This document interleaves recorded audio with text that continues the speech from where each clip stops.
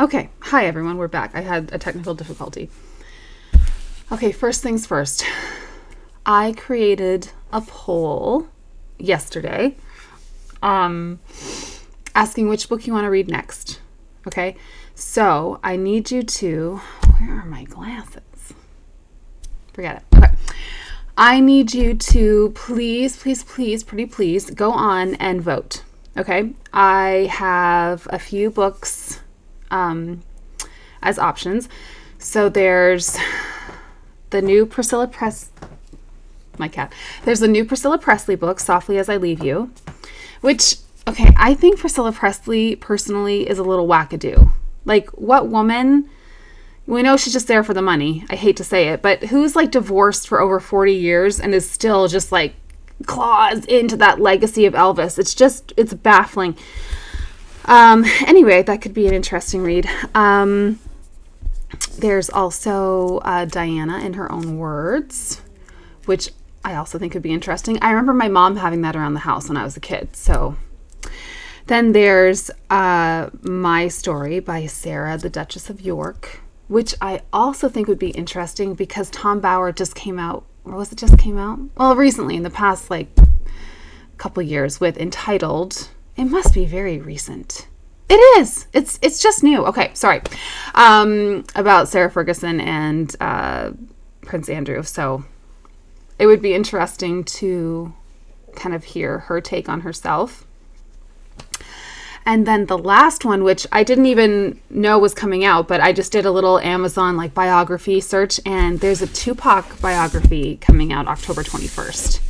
So in a few days. And I thought, I am a huge Tupac fan. Like, I love Tupac. Oh my God. Anyway, that could be interesting, but that doesn't have any votes. So far, we've had 2 votes. Bless your hearts. Thank you.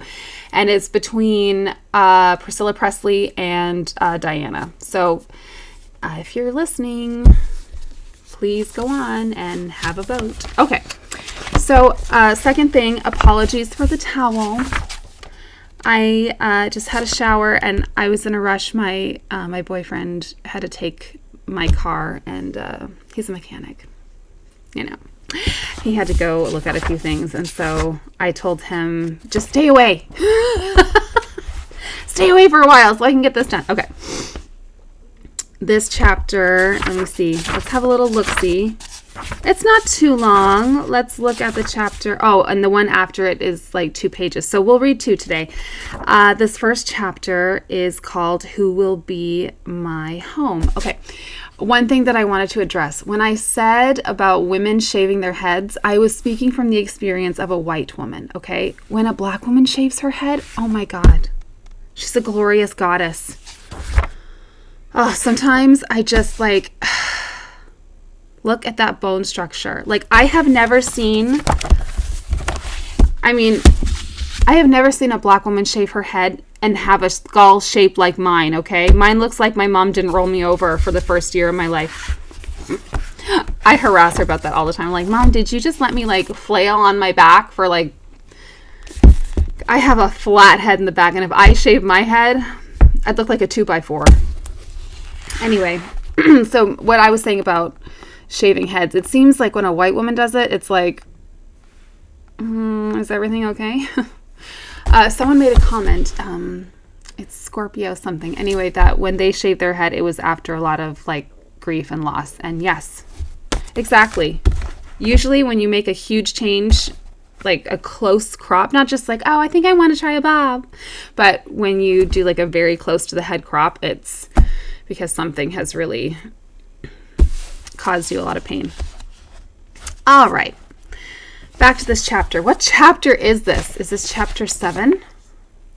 I've lost track, guys. If you remember, be my guest. Okay. Who will be my home? What happened next is that I gave Rhea Elias a home. Actually, I gave her a church, a beautiful 18th century chapel located in a tiny village in rural New Jersey. A small box of light surrounded by dogwoods, willows, and a tall stand of bamboo that sways all day through the breeze like an undersea kelp forest. A few years earlier, I'd found a listing for this church on Craigslist and had bought it sight unseen, all the way from an internet cafe in Luang Prebang Laos. I probably butchered that pronunciation. I'm so sorry.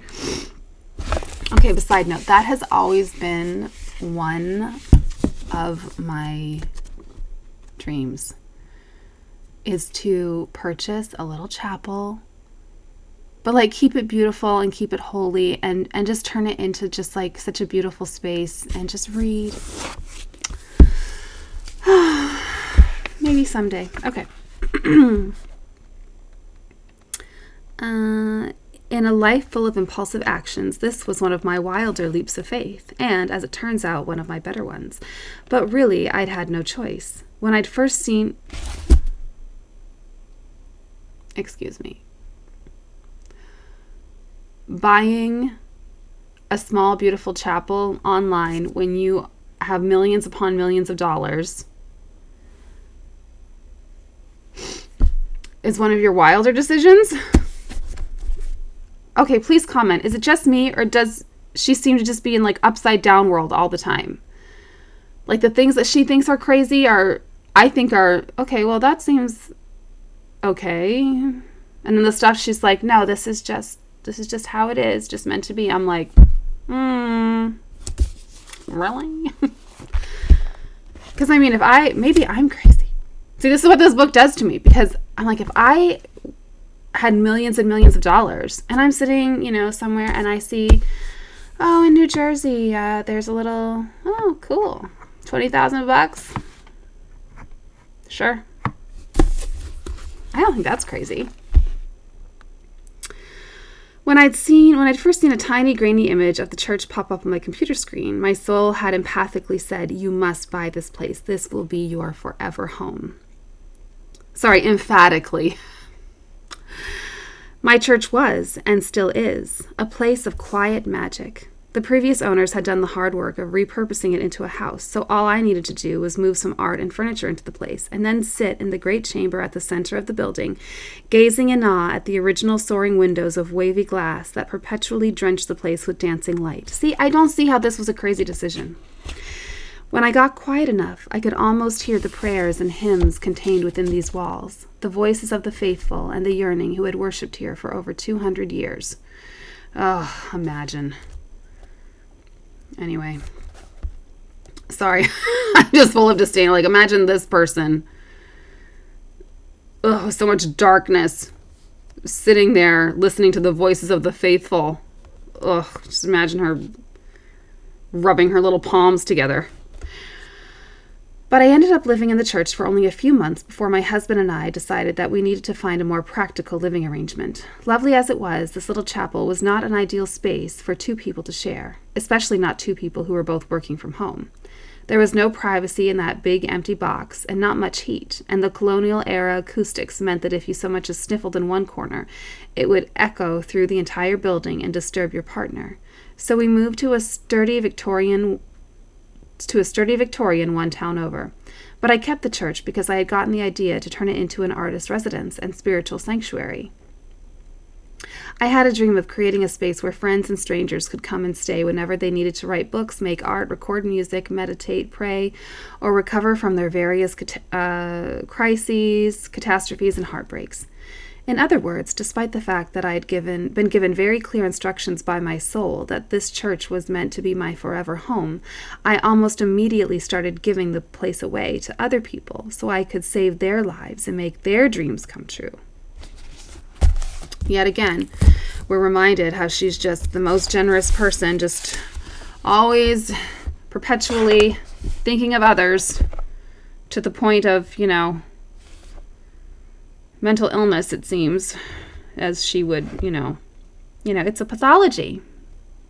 I think of others so much. It's pathological. Okay.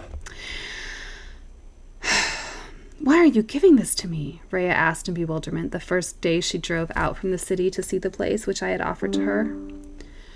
Rent-free. Oh, gosh. Hold on, y'all. I gotta go plug my laptop in. Just give me a second. Okay. Now, will it offend you if I drink pop straight from the bottle? Because I meant to make myself a cup of tea or coffee, and I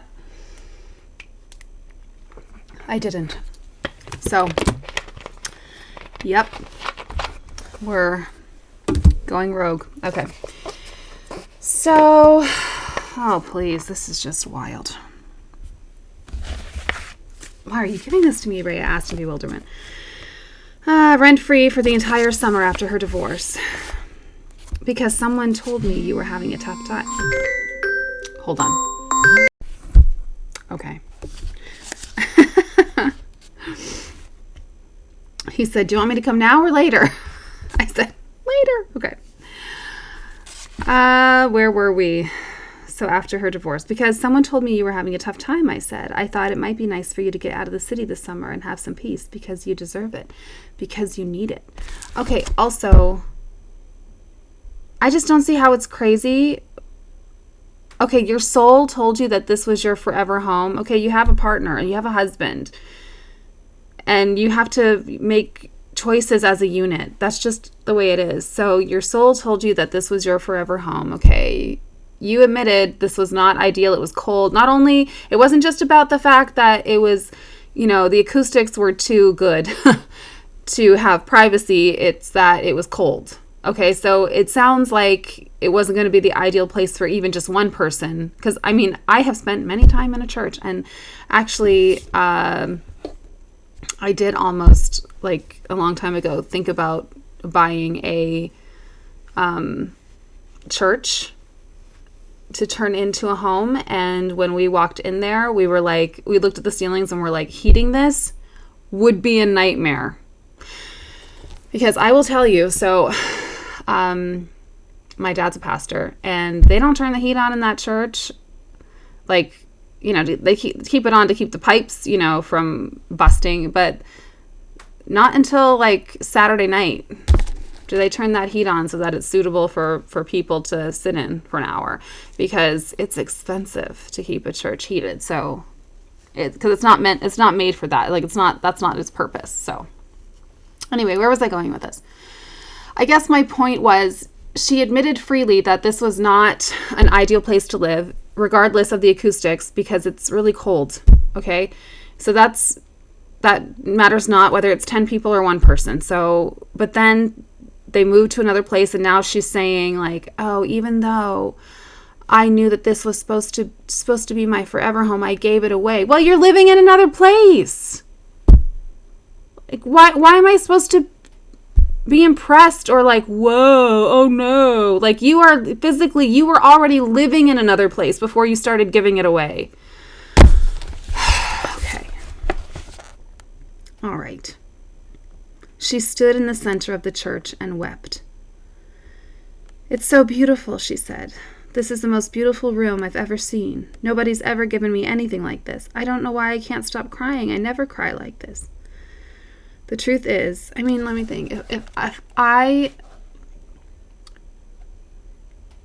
When I had gone through my divorce, if someone had, I would have sobbed like a baby. Yep. Okay. The truth is, I never paused back then to consider why, indeed, I was giving my sacred sanctuary over to Rhea, a person whom, in fact, I did not know very well.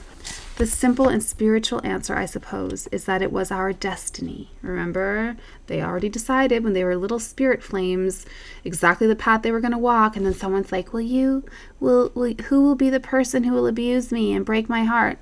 Me. Guys, sorry, I had not a stitch of makeup on my face, and I look tore up. I gotta hydrate. This is wild. Okay. And I will certainly never argue against destiny. Of course not, because that makes everything so simple. Well, it's destiny. Yeah, but you were really mean. Oh, destiny. But the more complex psychological answer is that it was a codependency reflex on my part, an impulse born from my own deep-rooted sense of anxiety and unease. Okay, I'm just struggling because it seems like every act of generosity that is above a certain threshold is now considered a hallmark of her codependency. To me, I'm like, well, you had already moved out. You said it was too cold. It wasn't working for your needs at that time. So you moved into a different house. So what was the alternative? Keep it empty and visited on weekends. Doesn't sound like they were doing that. Well, whatever. Okay, tell me what you think. An impulse born of my own deep-rooted sense of anxiety and unease. I have a long personal history of not always knowing where home and security can be found. My parents, who prize self-reliance above any other virtue, made it clear to me growing up that I was expected to leave the house right after high school and never live there again. And I get it. I really do get it. After all, that's exactly what they had done when they were young. And that's what I did too. That drives me crazy. You know what? It's like only in the West where we have this idea that at 18 you need to get out. And that is changing because of, in this economy. Timmy. Okay, hold on. I have a rabbit named Timmy, and I put him in his pen while I was recording, and he is like, excuse me. So I'm just going to let him out so he can have the run of the place. 1 second.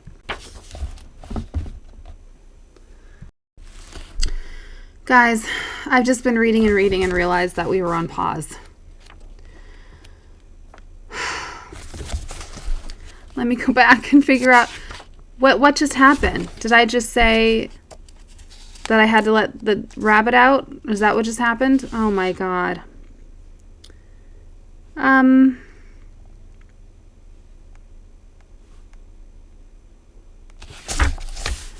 right, don't hate me. I'm just gonna summarize it for you. Okay, so she talked about how she gave Rhea the chapel and how that was crazy. And I'm like, well, it doesn't seem that crazy. Like, you weren't living there. You were living somewhere else with your husband. So, okay, then she goes on to talk about how she, how her parents expected her to move out when she was 18 years old. And so that's what she did. And I kind of ranted about that. And I was like, yeah, I hate in the West how we do that because I just think it's crazy. And it's really kind of set us up for, single generation households, which I think are a detriment to society personally. Then she talked about how when she was 19, she met a really good man when she was waiting tables in a diner in Philadelphia. She was 19. This guy was twice her age. He was old enough to be her father. And what a good man he was. And then I ranted about that. And I was like, oh, yeah, a really good man. Like, come on, get a life. That stuff just drives me crazy. Like my boyfriend and I are 13 years apart.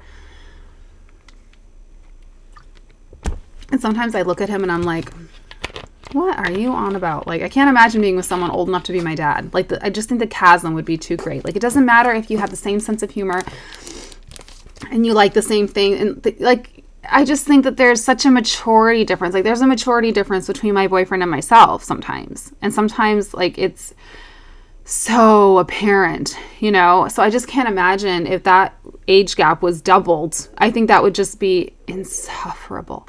Okay. What else?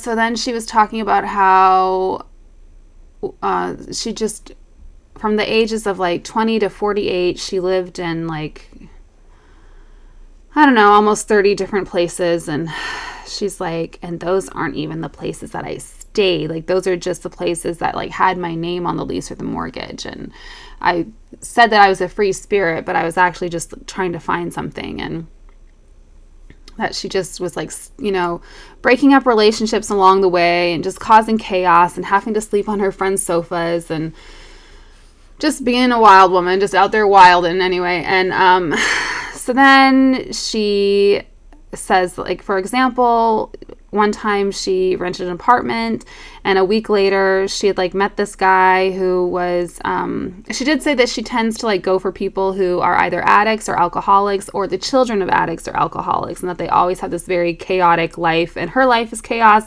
And so then it's like, two perfect storms colliding. So then she said that, okay, she rented this apartment, and what happened? A week later, she met this guy who was losing his job and breaking up with his girlfriend and about to be homeless. And so he told her all this, and she's like, move in with me.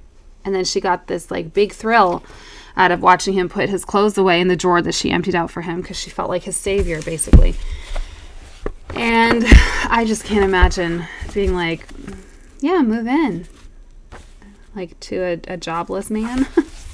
I don't think so. All right. And she's saying that she was just such a tornado of destruction that there were just whole regions that she could never go back to again. So she's like, goodbye, Philadelphia. You know, I guess I can never go back to Wyoming again, because everywhere she went, she was just creating chaos. All right. The Big Book of Alcoholics Anonymous describes how addicts always end up puzzled and humiliated, no matter how hard they try to get their lives straight. That's how I always felt at the end of my relationships, puzzled and humiliated. And because I have a lifelong tendency to fall in love with people who are either alcoholics or addicts themselves, or the adult children of alcoholic or dysfunctional families, my partners were always in a state of disarray as well. They brought their own disorder to my already disordered life, which added exponentially to my upheavals. One of my most chaotic relationships, for instance, was with a man who, at the time we met, was being fired from his job, breaking up with his girlfriend, and getting evicted from his apartment, all at the same time. Move in with me, I said naturally enough. And so I welcomed him, this heartbroken, unemployed stranger who, like me, was clearly struggling to find his way in the world, into an apartment I'd rented for myself only a week earlier. Why would I do such a thing? Why would anybody do such a thing? And I said before, when I thought I was recording, that yes, that seems crazy to me. That's absolutely crazy. But if anyone that I knew had, like I said, did I already say this? Oh God, I'm so confused. I can't remember now what I said when I thought I was recording versus when I just started. Letting Rhea have a chapel that you are not living in because you and your husband are living in a completely different house, and letting her have it just for the summer, I don't think that's crazy. Okay. The answer is that I was getting something essential out of that relationship. I was getting his need. I was getting his gratitude. I was getting the warmth, power, and utter security of his complete dependence upon me. I can still remember how good it felt, watching him fold his t-shirts and jeans into the dresser drawers that I had emptied out for him. I got a contact high from his sheer palpable relief at having a roof over his head at last, and a woman who was being nice to him. And then, once he had settled in, I started pouring myself into this man in every way I could imagine, trying with formidable determination to bestow upon this near stranger all the things that I myself most desperately craved in life. And what did I crave exactly? Belonging, reassurance, support, devotion, connection, worth, home. And what did I expect in return for showering these exact offerings upon a man I barely knew? Why, his love, of course. I'd basically given him no choice but to love me. And obviously, he could never leave me, right? I mean, where could he even go? Now, was I honest about any of this? Did I tell this man in all frankness, okay, so here's the deal. I will pour the entirety of my life force into you. I will support you and nurture you. I will sacrifice my own welfare in order to take care of your every need. I will uplift you in every imaginable realm of your existence, and I will make sure you never have an unmet desire. But in return, you must love me. Which, in my definition, means that you must give me an unshakable sense of inner security. You must do this for me because I cannot do this for myself. I actually have no idea how to love myself, and so that's going to be your job, my man. And you better not fail at it because I've got a whole flotilla of fears and insecurities that I simply cannot handle.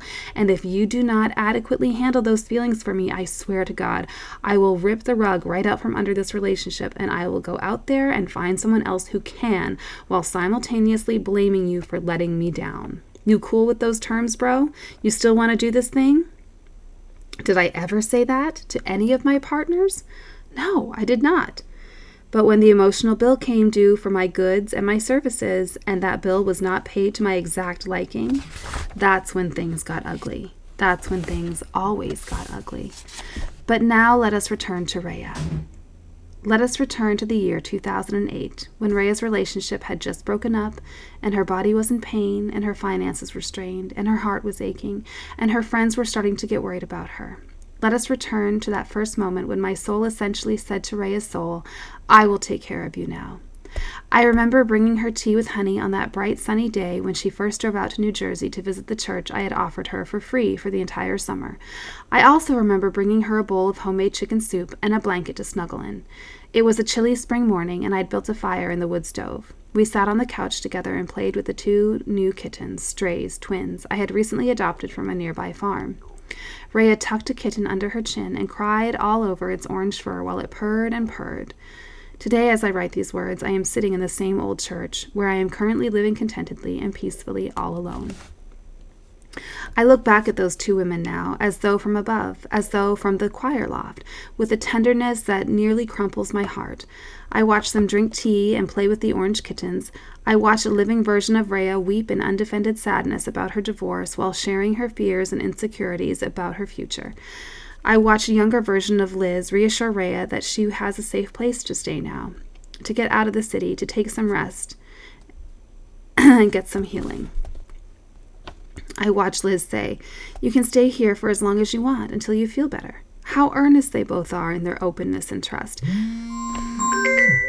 1 second.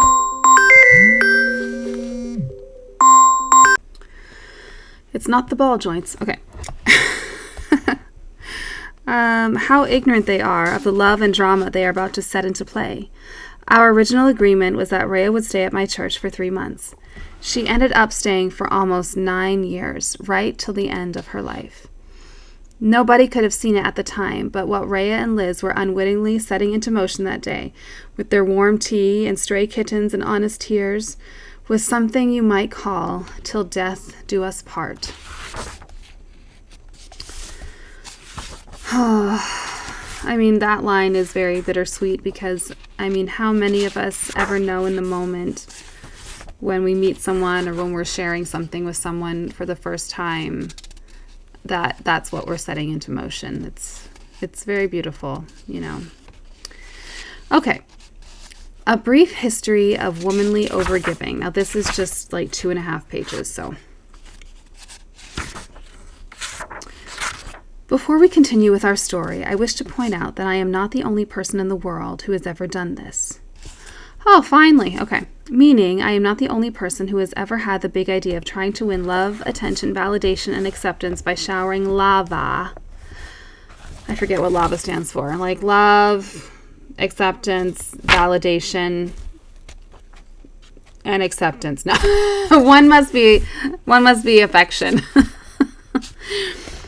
And I am certainly not the first person who ever communicated to somebody, either openly or silently, "I can only feel safe and important if you love and appreciate me."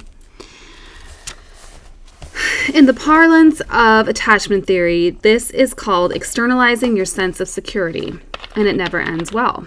That is so true. If your sense of yourself and your sense of your security is based on a person outside of yourself, that's so bad because when they leave, they take it with them. Okay. Nonetheless, it's incredibly common, especially among women, who are more likely than men to try to earn their value through lavish acts of overgiving to others. That's true. This is because women have always been taught that we can get love only by giving love, even if we must sacrifice our own security, health, and well-being in the process.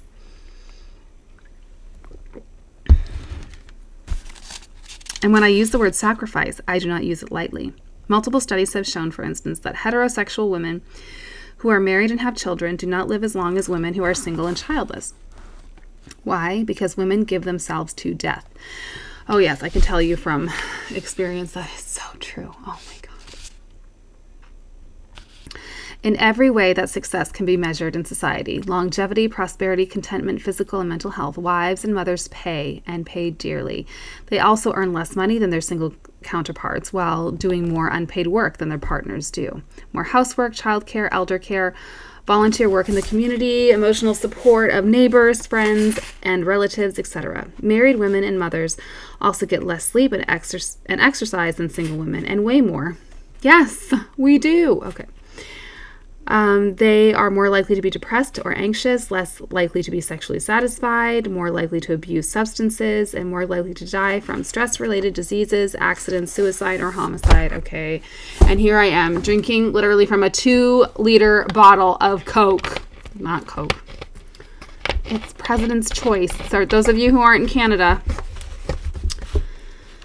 President's Choice is like our generic grocery store brand. Ugh. Guys, I have to get on the treadmill this afternoon. Okay. And drink some water. Okay. On the other hand,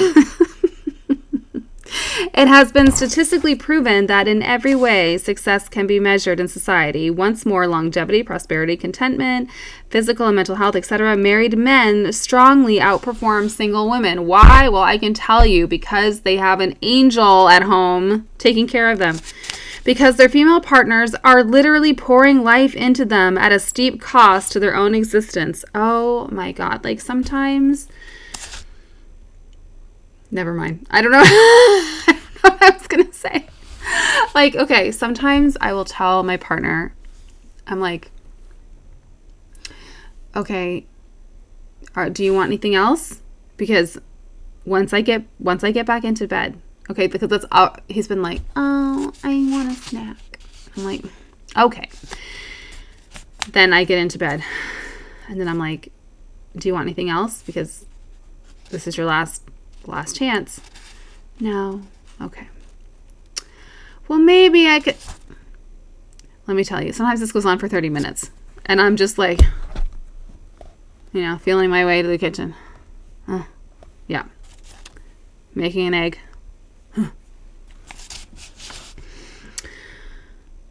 But he's out fixing my car right now, so,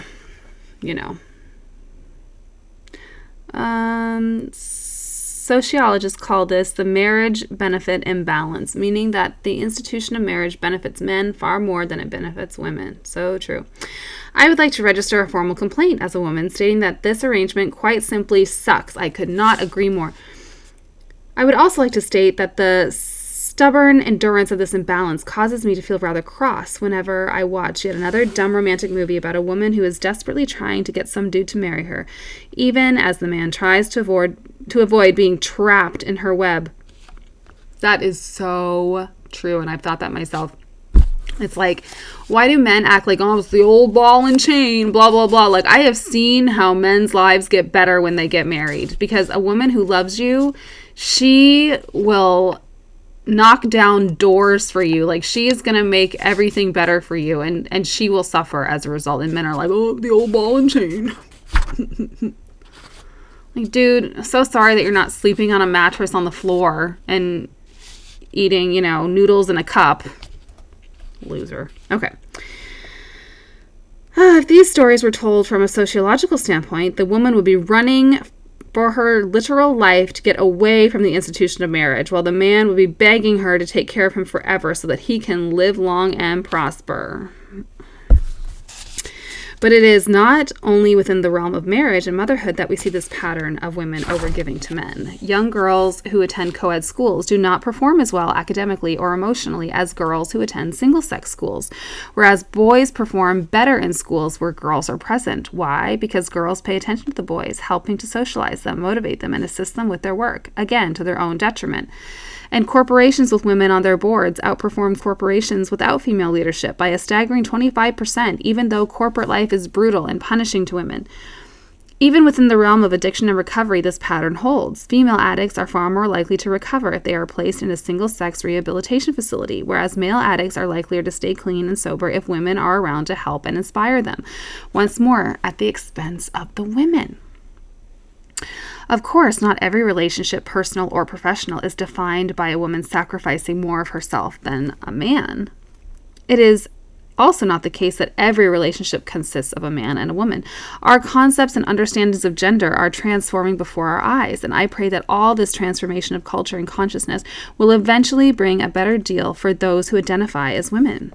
But the reality of life is that very few relationships are perfectly or evenly reasonably balanced, so it is worth questioning in every partnership who is playing the traditional role of the woman here, meaning who is pouring more care and nourishment into this relationship or project or institution, and who is the beneficiary of all that care and nourishment, and what is the cost to the overgiver. Well, she is preaching to the choir right now. And I can't wait till my boyfriend gets home. No, I'm joking. Now listen, I could sit here all day ranting about the patriarchy, but this isn't a book about the patriarchy. This is a book about my trying to take full accountability for my own life. It is essential to my emotional sobriety that I take personal responsibility for my part in any story that involves dysfunction. Okay, she's speaking some sense. Thus, I believe that it is Thus, I believe there is one important question that we must address here. Namely, what is the overgiver getting out of this obviously imbalanced arrangement? Or at least, what do they think they're getting? Because nobody overgives for no reason, even if those reasons are deeply hidden or disguised as acts of pure altruism. So what is the payoff exactly? In my case, the payoff has always been love, or at least the desperate hope of love. And how far am I willing to go? How much will I extend myself? Exhaust myself, burn myself out, or manipulate, seduce, soothe, manage, and control others in order to get my own hidden needs and hungers met? Are you kidding me? To earn love, I will give up everything I have. I will overgive myself right to the edge of annihilation. But only always. Okay, that's the end of that chapter.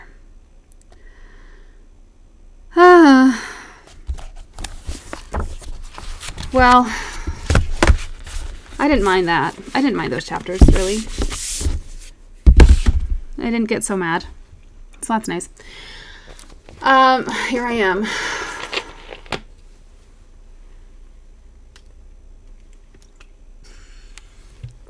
Now I feel a little bad drinking straight from the pop bottle. I'm going to throw this away. I very rarely have pop in the house because when I do, this is what I'll do. I'll be like, it's like a party. Okay, so what do we think of this? I think she's right. I think she's, correct in saying that women give more. Oh my God, give so much. And it's, I've been thinking about this in my own life recently, that I, need to strike a better balance. And I think that it is true. I mean, I think that women, sometimes we give a lot of love because we're trying to make up for a lack that person experienced.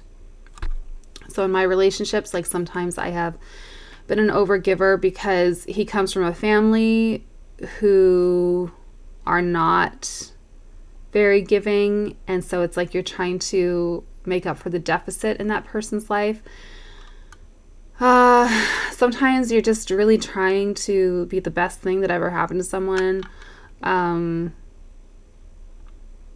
sometimes it's because you feel better about yourself. You feel like, okay, this is something that I'm good at. I'm good at being a caregiver. I'm good at being a nurturer, etc., etc.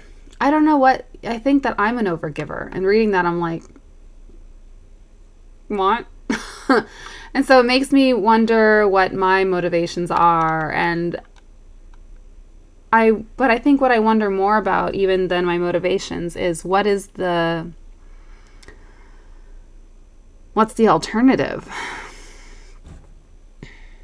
Because I think for a lot of women, we think, okay, but if I'm not doing it, it's not getting done. Right? So I'm not really sure what the solution is. Well, I'll just have to talk to my boyfriend about it. No, I'm joking. Why don't you, he would. I'm like, why don't you start making dinner 3 times a week? He would do it, but I wouldn't want to eat it. He's not a bad cook. He's just not as good as me. Okay. Well, geez, I think that this made me think a lot about myself. That's a good thing because honestly, this whole time I've just been annoyed with everything that she's saying. But so this is kind of like a nice little change to be like, okay, I see some of my own tendencies in what she's talking about. So yeah, interesting. Okay, let me know what you think. Also, sorry for how crazy things got today. Oh my gosh, with, the cat and then the rabbit and then the phone calls and this and that. Well, I have to go put myself together and get out of here. I have to go be a caregiver. Okay. Anyway, I just got a text and I think maybe he has my car figured out.